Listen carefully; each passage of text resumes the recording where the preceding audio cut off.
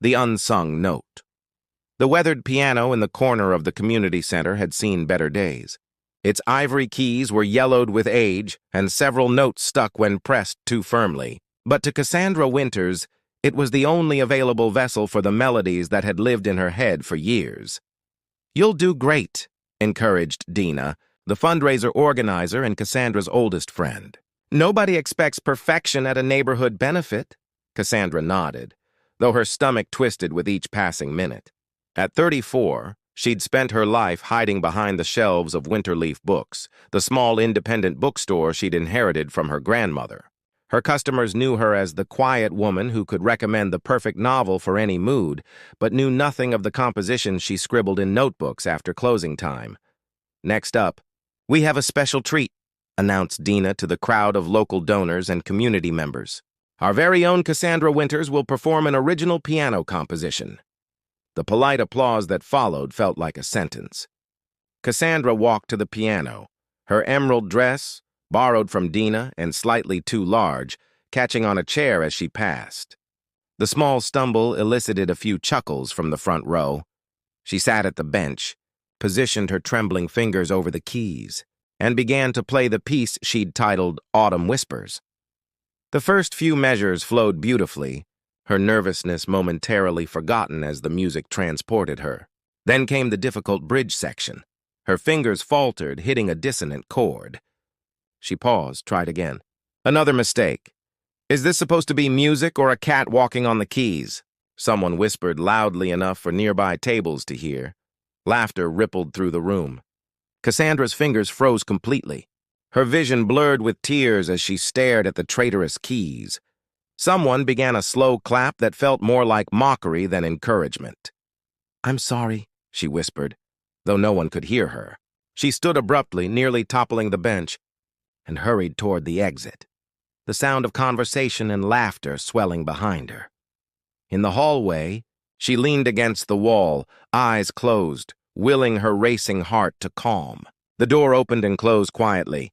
"You left before." "The best part," came a low voice.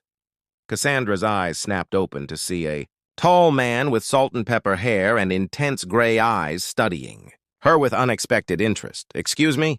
"Your composition." The melodic structure suggested something remarkable was coming after that bridge. His voice carried no judgment, only curiosity. "It doesn't matter now." She brushed away a tear. "I clearly don't belong on stage. Stage fright and musical talent are not mutually exclusive." He extended his hand. "Julian Porter," the name registered dimly. Julian Porter, the reclusive producer behind some of the most innovative albums of the past decade, who'd vanished from the industry 3 years ago. "Cassandra Winters," she replied automatically, taking his hand. "The piece you were playing, it's yours?" She nodded, wary of another critique. "I've heard thousands of compositions, Ms. Winters. Most are forgettable. Yours isn't." He reached into his jacket and retrieved a business card. "I have a small recording studio outside the city. If you're interested in finishing what you started tonight without an audience, I'd like to hear it." "Why would you want to hear more after that?" A ghost of a smile crossed his face. "Because in 30 years of music production, I've learned that what happens after someone falters tells me more about their potential than a flawless performance ever could." The door opened again as Dina peeked out. "Cass, are you okay? We can—" She stopped, recognizing Julian. "Oh, Mr. Porter, I had no idea you were attending tonight." "Just observing," he replied, then turned back to Cassandra. "The offer stands. Think about it." As he walked away, Cassandra clutched the business card, wondering if humiliation could somehow lead to something other than regret. For the first time in years, the melodies in her head weren't drowned out by her own doubts. Harmonies in shadow 3 days passed before Cassandra found herself driving along a winding coastal road, following GPS directions to Julian Porter's studio. The business card had sat on her nightstand, both temptation and torment. Each time she resolved to throw it away, she'd hear the phantom melodies in her head grow louder, more insistent. Ridgecrest Studio was nothing like she'd imagined. No sleek modern building with imposing security, but a converted lighthouse perched on a rocky outcropping, its white paint weathered by salt air. As she parked her aging Honda beside Julian's modest sedan, Cassandra wondered if she'd made a terrible mistake. Julian met her at the door, dressed in faded jeans and a simple blue Henley that made him look more like a sailor than a legendary producer. "You came," he said, genuine surprise in his voice. "I almost didn't," she admitted. Following him inside, the circular main floor had been transformed into a recording space unlike any she'd seen in documentaries or magazines.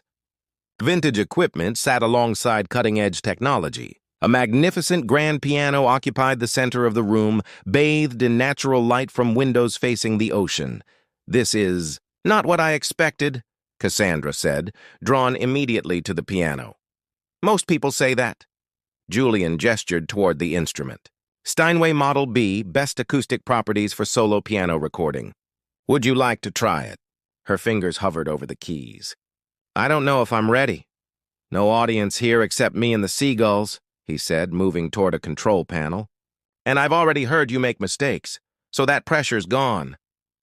Something about his matter-of-fact tone loosened the knot in her chest. She sat at the bench, adjusted her posture, and began to play Autumn Whispers again. This time, when she reached the difficult bridge, she paused briefly, took a breath, and pushed through. The notes that followed, the part Julian had mentioned, the best part, flowed like water from her fingers. When she finished, silence hung in the air. Julian hadn't moved from his position by the controls, but his eyes had closed. "Was that okay?" she asked hesitantly. His eyes opened. "That wasn't just okay, Ms. Winters. That was what I've been waiting to hear for 3 years." Over the next 4 hours, they worked through her composition, Julian offering subtle suggestions about tempo and dynamics. He never took over, never imposed his vision, only helped her clarify her own. "You've been hiding this talent for how long?" he asked during a break, pouring her herbal tea from a battered kettle.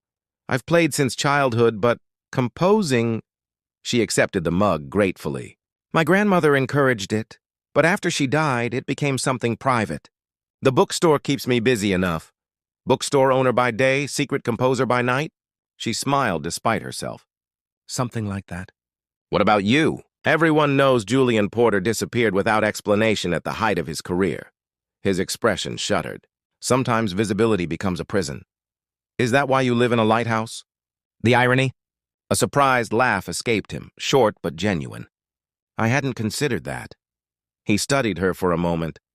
"Most people are too intimidated to ask direct questions. Most people didn't humiliate themselves playing piano in front of you before properly introducing themselves," she countered. "We're past conventional etiquette, I think." Something shifted in his expression, a softening around the eyes, a slight relaxation of his perpetually tense shoulders. "Fair point, Cassandra." He guided her back to the piano, avoiding further personal discussion. By sunset, they'd recorded 3 versions of her composition. When Julian played them back through the studio's sound system, Cassandra barely recognized her own work, not because he'd changed it, but because he'd captured exactly what she heard in her head but had never been able to reproduce. "There are 6 more where that came from," she admitted as they listened. "If you're interested." Julian turned to her, backlit by the fading sunlight streaming through the windows.